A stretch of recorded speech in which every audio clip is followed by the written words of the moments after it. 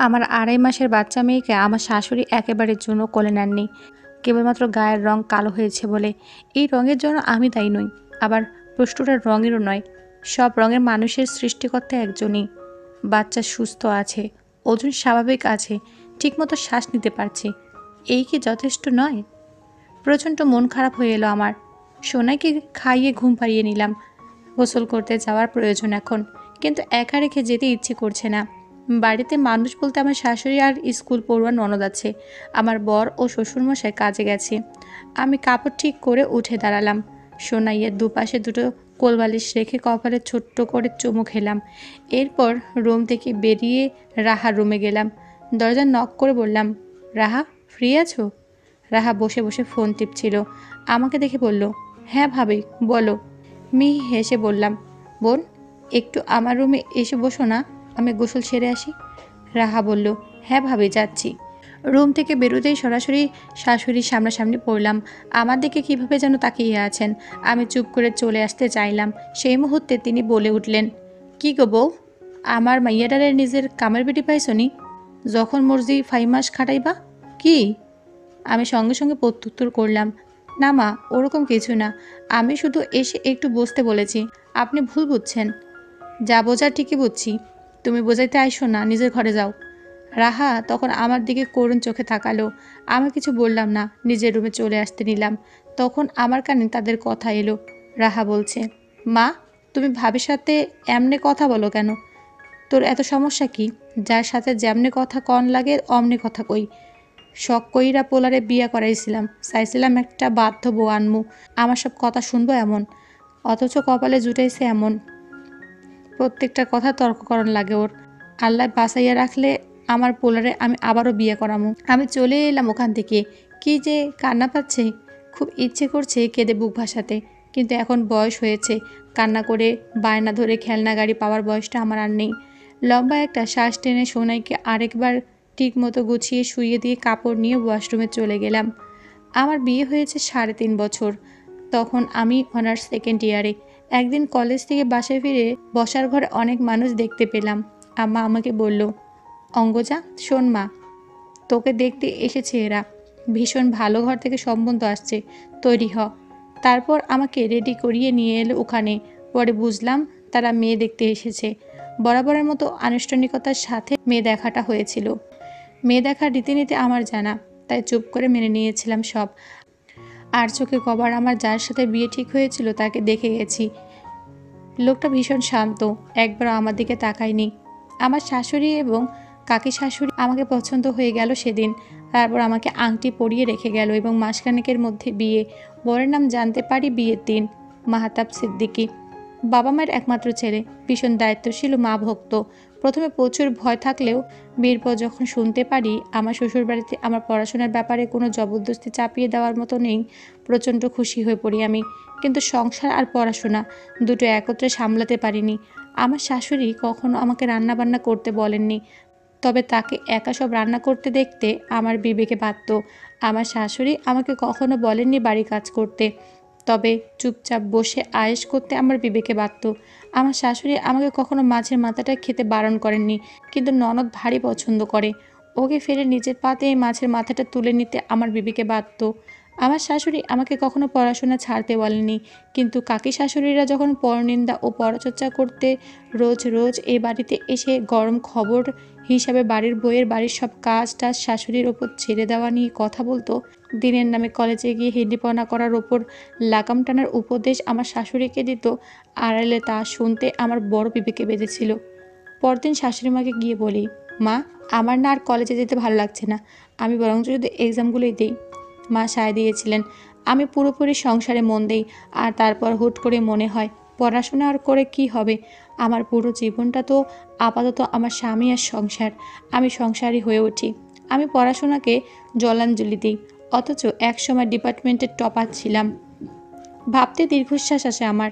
গোসল নিয়ে রুমে এসে দেখি সোনা জেগে গেছে। আমি শাড়ির আঁচল গোছাতে গোছাতে ওর কাছে চলে এলাম। আমার দিকে কেমন বড় বড় করে তাকিয়ে আছে। আমি দুহাত এগিয়ে দিয়ে বললাম, আম্মুর কাছে আসবে সোনা? সোনায় হাত পা তুলে হাসতে লাগে, দন্তবিহীন মাড়িগুলো দেখা যায়। আমি ওকে কোলে তুলে নিয়ে বুকে জড়িয়ে বলি, ওরে আবার লক্ষ্মী সোনাটারে, খিদে পাচ্ছে? তখন তো খেলেই না, বাবাকে মিশু মিশু করছো। সোনাই আবার খানিকটা ঘুমালেই আমি ওকে ঠিকমতো শুয়ে রান্নাঘরের দিকে গেলাম। রাতে রান্নাটা করতে হবে। মা আমাকে রান্নাঘরে আসতে দেখে অন্যদিকে তাকিয়ে চলে গেলেন। আমি নীরবে শ্বাস ফেলে মুরগিটা কাটতে লাগলাম। কিছুক্ষণ বাদে মেয়ের কান্নার আওয়াজ এলো। আওয়াজ পেয়েই আমার বুকটা কেঁপে উঠল। হাতের মুরগি ফেলে হাত ধুয়ে যেতেও সময় হবে। রাহাকে ডাকলাম। রাহা ডাকটা বোধহয় শুনতে পেল না। মা সোফায় বসে টিভি দেখছেন আমার রুমের পাশেই। আমি উঠে হাত ধুয়ে জলদি রুমে এসে দেখি মেয়ে কোলবালিশ সহ বিছানা থেকে পড়ে গেছে। আমার পুরো শরীর অসাড় হয়ে এলো। আমি ক্ষণিকেই কান্নারত মেয়েটাকে বুকে জড়িয়ে নিলাম। আমার বিছানা বেশি উঁচু না, এক হাতের মতো হবে। উবু হয়ে কোলবালিশের ওপর পড়েছে। অল্প লেগেছে বোধহয় নাকে, কপালে আর ঠোঁটে। ঠোঁটের সম্মুখে কেটেছে হয়তো সামান্য রক্ত। বুকে এসে সোনাইয়ের কান্না থেমেছে। আমার চোখ ছলছল করে উঠল। মেয়েকে বুকে নিয়ে বাইরে গেলাম। মা কি কান্নার আওয়াজ শোনেননি? এত পাষাণ কি হয়? আমি বসার ঘরে গিয়ে মায়ের মুখোমুখি হয়ে টিভির সামনে দাঁড়ালাম। তিনি ভ্রু কুঁচকে ফেলে বললেন, এগুলো কিসের নাটক মারাইতেছো? সরো হ্যান থেকে। আমার চোখের জল গাল বেয়ে গড়িয়ে পড়ল। বিতৃষ্ণায় মুখ বিষিয়ে উঠল। বোধহয় এই 3.5 বছরে প্রথমবার গলার আওয়াজ উঁচুতে তুললাম। আপনি মানুষ মা? এটা আমার একার মেয়ে। আপনাদের রক্ত না? একটু দয়া মায়া হয় না আপনাদের? কিভাবে মুখ ঘুরিয়ে থাকতে পারেন? 2.5 মাস হলো, একবারও কোলে নেননি, তাকিয়ে দেখেননি কেন? চোখ রাঙিয়ে উঠলেন মা। অঙ্গজা, তোমার হ্যাডাম দেখে অবাক হইতেছি। কার লগে কথা কইতেছো ভুলে গেছো? আমি প্রত্যুত্তর করলাম, মা ভুল বলতেছি না আমি। আপনি দেখেন, আপনার ছেলেরই তো সন্তান, কিভাবে পারেন মুখ ঘুরিয়ে রাখতে? মা ধমকে উঠলেন, চুপ, এত কথা কই পাইতেছিস? বাড়ি থেকে বাইর করে দিতে পারি, ভয় ডর লাগে না? হ্যাঁ, এটারে তোর বাপের বাড়ি পাইছোস? আমি থমথমে আওয়াজে বলে উঠলাম, আপনি আমাকে এই বাড়ি থেকে বের করে দেওয়ার কথা বলতে পারেন না মা। আমি যেমন এই বাড়ির বউ, আপনিও বউ, এই বাড়ির মেয়ে নন। আপনারও এই বাড়ির ওপর অধিকার নেই। আমার অধিকার চেনাইতেছিস? আমি নরম হলাম। বেয়াদবি মাফ করবেন মা। আপনি সোনাইকে দেখেন একটু, গায়ের রঙের ওপর ওর কি দোষ? আমরা তো ইচ্ছে করে করিনি মা। একটু তাকিয়ে দেখুন, কি মায়াময় চেহারা ওর, কিভাবে আপনার দিকে তাকিয়ে আছে দেখুন। কোলে নেবেন না? আপনাদের রক্ত না ও? এবার শাশুড়ির বলা কথাটা আমার অন্তরাত্মা কাঁপিয়ে তুলল। এই কালামাইয়ারে আমি আমার রক্ত মানি না। কোন কান বেজন মাইটা, কোন হানে কোন কুকাম কইরা আইসা পয়দা করছো সেইডারে কে জানে? তোদের দুইটারে যে এই বাড়িতে এতদিন জায়গা দিছিলাম, এই তোর 7 কপালে ভাগ্য ছিল। আর তুই ওরা শুরু করছোস? থাকতে খাইতে পারতেছিলি, ভালো লাগতেছিল না। আমি কথা হারিয়ে ফেললাম। একবার মেয়ের দিকে তাকালাম, একবার মায়ের। মেয়েটা আবার কান্না করে যাচ্ছে এক নাগাড়ে। আমি স্তব্ধ হয়ে আছি। এমন সময় কলিং বেল বাজলো। মা দৌড়ে দরজার কাছে গেলেন। দরজা খুলে আমার বরকে দেখতে পেয়ে কুমিরের কান্না কেঁদে বলে উঠলেন, বাবু, আমি কি সর্বনাশ করলাম? এরা তোর লাগিয়ে এমন বউ আনলাম, ছোট বড় মানে না, কুকাম কইরা একটারে পয়দা করছে। আমি জানতে পারায় আমারে গালাগাল করতাছে, কইতাছে এই বাড়িতে আমার অধিকার নাই। 2 দিন পর বাড়িতে আইয়া বাইর কইরা দিব। আমি এখন কই যামু রে? কি কপাল কইরা এমন বউ আনছিলাম? শাশুড়ি মায়ের হায় হায় দেখে আমি এখনও চুপ, শুকনো মুখে তাকিয়ে আছি মাহাতাবের দিকে। বাড়ি আসতে না আসতে এইসব শুনলো। ওর রাগ বেশি, তারও বেশি ধৈর্য। এখন মাহাতাবই শেষ ভরসা। মাহাতাব, তুমিও কি মায়ের কথায় আমাকে অবিশ্বাস করবে? মাহাতাব নিশ্চুপ সব শুনল। এরপর বাড়ির ভেতরে এলো। এসে সোজা আমার কোল থেকে সোনাইকে নিজের কোলে তুলে নিল। ঠোঁটের উপরিভাগে সামান্য কালচে দাগ পড়েছে। মাহাতাব সেদিকে তাকিয়ে আমাকে বলল, তুমি কিছু বলবে না অঙ্গজা? মাহাতাবের দিকে দৃষ্টি স্থির রেখে বললাম, কিছু বলার নেই সত্যি। মাহাতাব সামনে সোফায় বসলো। মা এগিয়ে এসে দাঁড়ালেন। মাহাতাব একবার মায়ের দিকে তাকিয়ে আবার আমার দিকে তাকালেন। আমাকে বলল, প্রতিটি গল্পের 2টো দিক থাকে, 2টো বিপরীত পক্ষের। মা নিজেরটা বলছে, আমি তোমারটা শুনতে চাই। একদিক শুনে জাজ করব না আমি। হয়তো মাটিতে ফেলে রাখা সংখ্যাটিকে তুমি 6 দেখছো, মা 9। এর মানে এই নয় একজন ভুল আর অপরজন ঠিক। দুজনের দিক ভিন্ন। অঙ্গজা, তুমি কি বলবে না কিছু? আমার ছলছল করা চোখ থেকে এক ফোঁটা জল গড়িয়ে পড়ল। আমি মুছে নিলাম তা। তারপর লম্বা একটা শ্বাস টেনে বললাম, মা বলেছে তোমাকে আবার বিয়ে করাবে। মাহাতাব সামান্য হাসলো। এইটুকুই? আমি মাথা দুদিকে নেড়ে নেতিবাচকতা প্রকাশ করলাম। মাহাতাব এবার মায়ের দিকে তাকিয়ে বলল, বয়স 31-এর কোঠায় পা রেখেছে, নিজের ইচ্ছের বিরুদ্ধে গিয়ে বিয়ে কি করে করি বলো তো? মা বললেন, বাবু তোর বউ এখন তোর কান ভাঙাইব।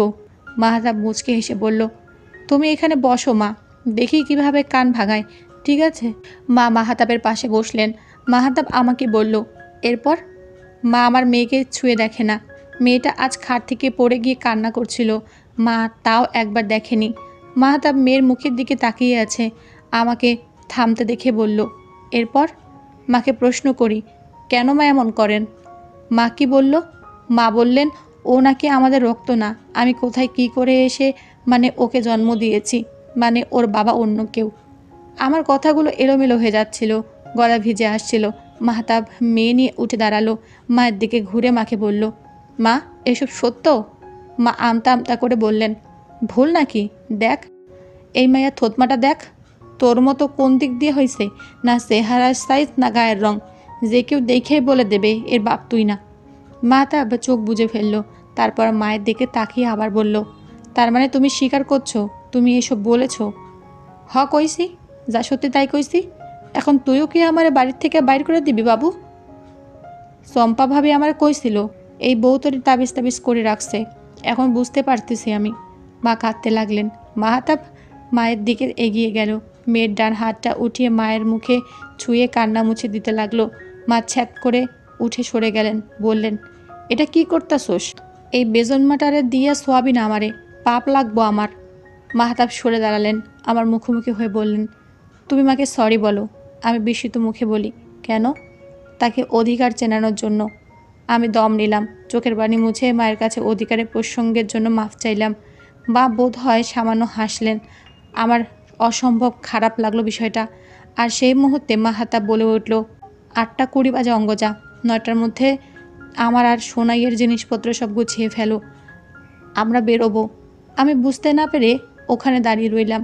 মা অবিশ্বাস্য চোখে তাকালেন মাহাতাবের দিকে, জিজ্ঞেস করলেন, কি কষেডি, কোনে যাবি?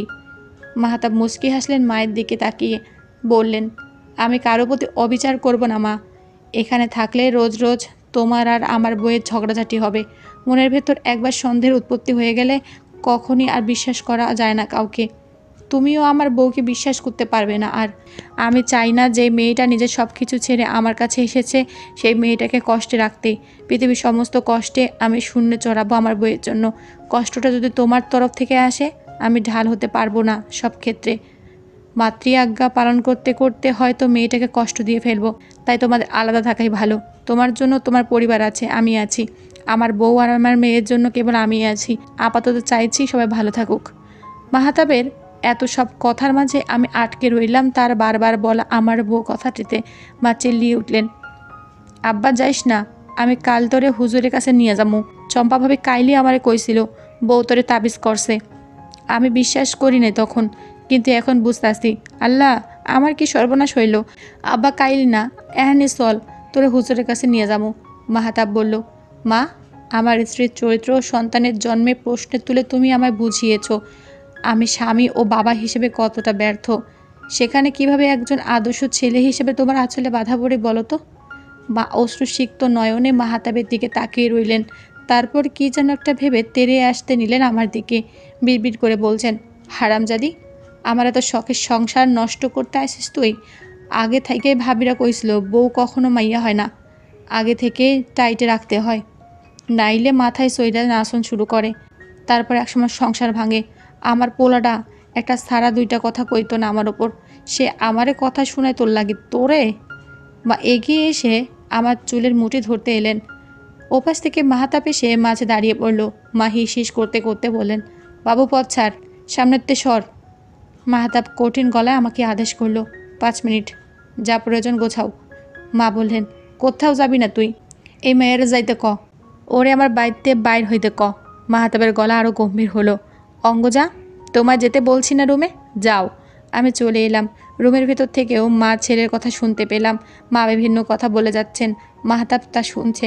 যখনই মা আমাকে আমার পরিবার তুলে গাল দিতে যাচ্ছেন তখনই মাহাতাব বলে উঠছে, মা যা বলছো একটু ভেবে চিনতে বলো। পরের বাড়ির মেয়েকে কিছু বলার আগে একবার ভেবে দেখো, তোমার ঘরেও একটা মেয়ে আছে, তোমার ঘরের মেয়েকেও একদিন পরের ঘরে যেতে হবে। আমি কাপড় গুছিয়ে বের হলাম। পাশের বাড়ি থেকে এলো রাহা, ও বাড়ির মেয়ে প্রিয়া, আর ও একই ক্লাসে পড়ে। গ্রুপ স্টাডির জন্য বোধহয় গিয়েছিল। ফিরে এসে আমাদের এভাবে বেরিয়ে যেতে দেখে ও বিস্ময় নিয়ে বলল, কই যাচ্ছ তোমরা? মাহতাব ওর মাথায় হাত বুলিয়ে বলল, মায়ের খেয়াল রাখিস কেমন? আমার হাতের লাগেজ দেখে বোধহয় কিছু ধরতে পারল রাহা। কেঁদে ফেলে বলল, যেও না। মাহতাব বলল, তোর ভাবি আর ভাতিজির থাকার উপযুক্ত স্থান এটা না রাহা? তুই চাস না ওরা সুখে থাকুক? রাহা আমাদের আর আটকালো না, মাও আটকালেন না। মাহতাব আমার কোলে থেকে ঘুমিয়ে যাওয়া মেয়েটাকে কোলে তুলে নিল, ওকে বুকে জড়িয়ে অন্য হাতে লাগেজটা নিয়ে বলল, এসো। ও বেরিয়ে গেল আর আমি সদরের চৌকাঠে আটকে গেলাম। আমার জন্য এই বাড়ি ছাড়া এতটা সোজা না। বাড়ির বউ সারাদিন যেখানে থাকুক, দিন শেষে ঘরে তাকে ফিরতে হয়, ঘরে বাধা পড়তে হয়। আমার 3.5 বছরের একটু একটু করে সাজানো সংসার আমি কিভাবে ছাড়ি? একবার পিছে ঘুরে সোফায় মুখ কালো করে নতমুখী হয়ে বসে থাকা শাশুড়ি মা ও কান্না করতে থাকা ননদকে দেখলাম।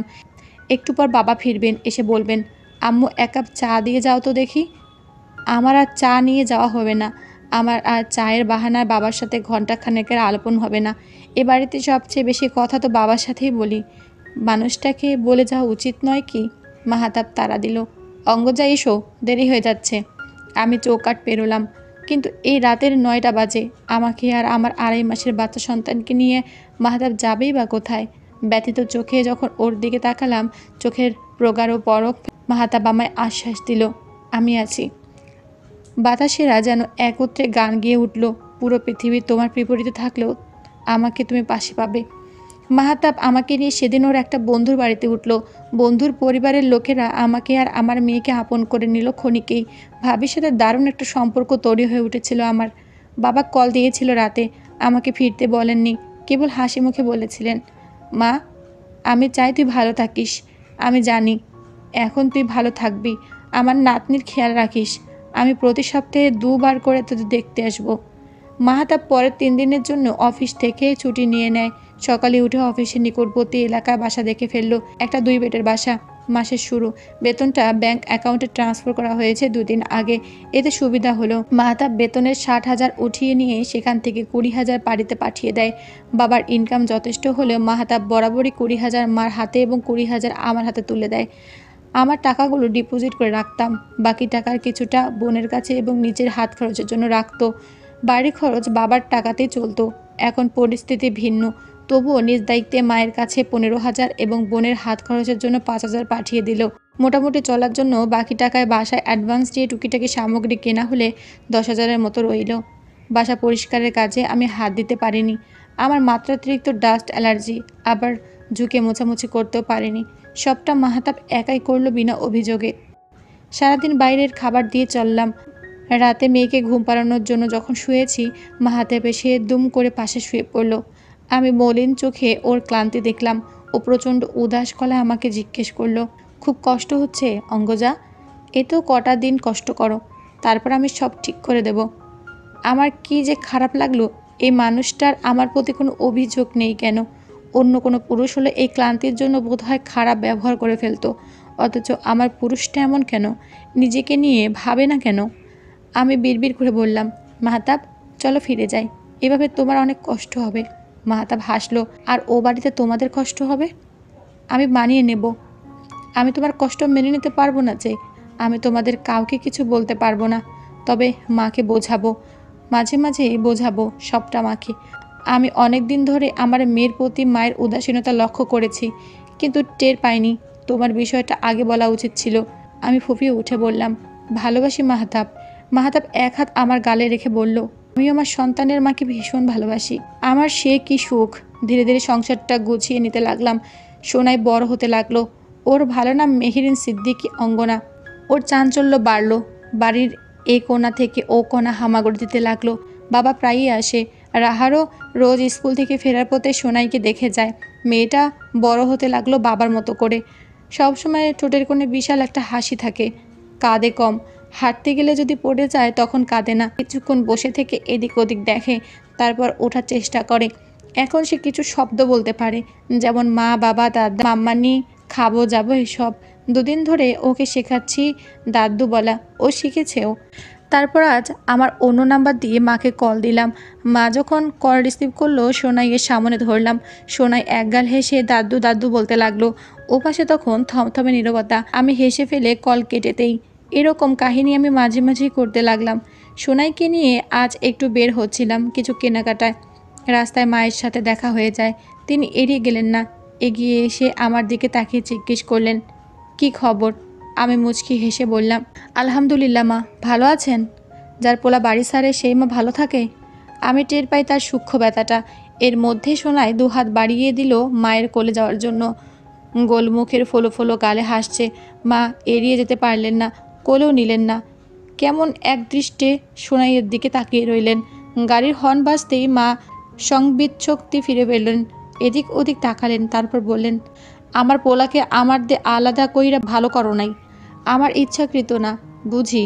মা চলে গেলেন, আমিও ফিরে এলাম। তারপর কোইন্সিডেন্টলি মায়ের সাথে আমার একাধিকবার দেখা হতে লাগে। এক রাতে বাবা আমার ফোনে ভয়েস মেসেজ পাঠায়। সেখানে মা আর বাবার কথোপকথন ছিল। সম্ভব মায়ের অজান্তে তা রেকর্ড করা।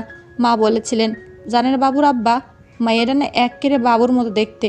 আমার বাবু ছোটোকালে যেমন খালি হাসতো না, অমনে বাবুর মতো ডান গালে একটা টোলও আছে, আর চোখও ছোটো ছোটো হয়ে যায় হাসার সময়। খালি তাকিয়ে থাকতে মন চায়। বাবা বললেন, তুমি না মেয়ের আর মেয়ের মায়ের ব্যাপারে কতই কথা বলেছিলে।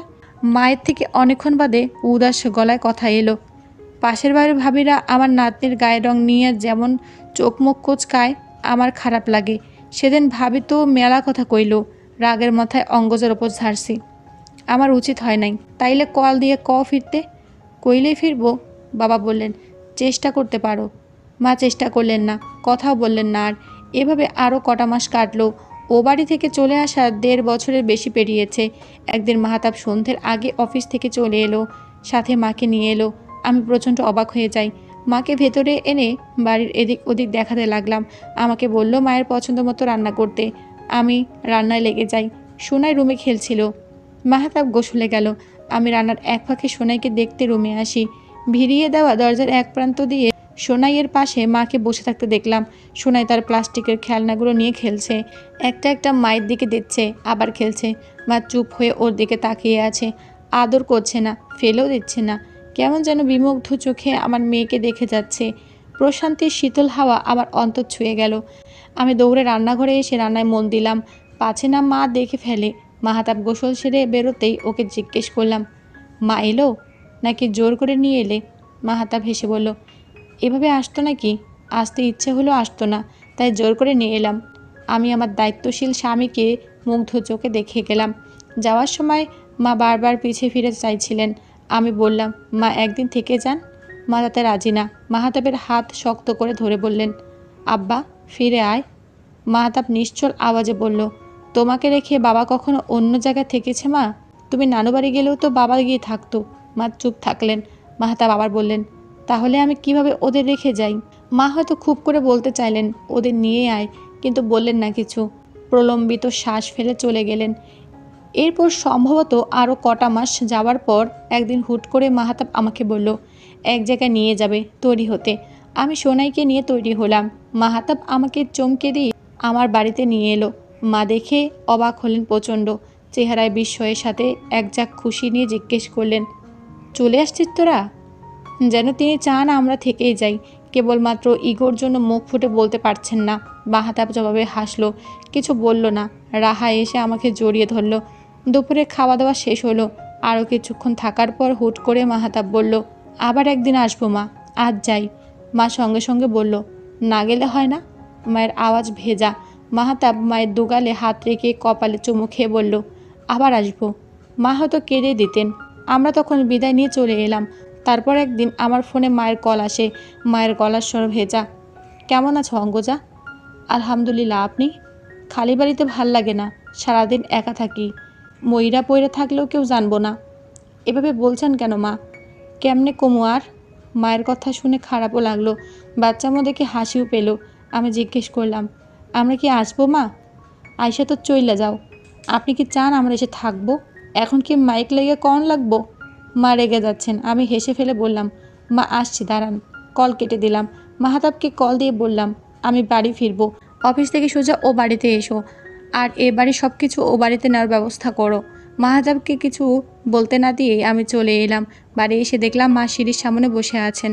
এদিক চেয়ে কেমন যেন লাগলো। এগিয়ে গিয়ে সোনাইকে সিঁড়িতে বসিয়ে মাকে জড়িয়ে ধরলাম। বললাম, আর যাব না।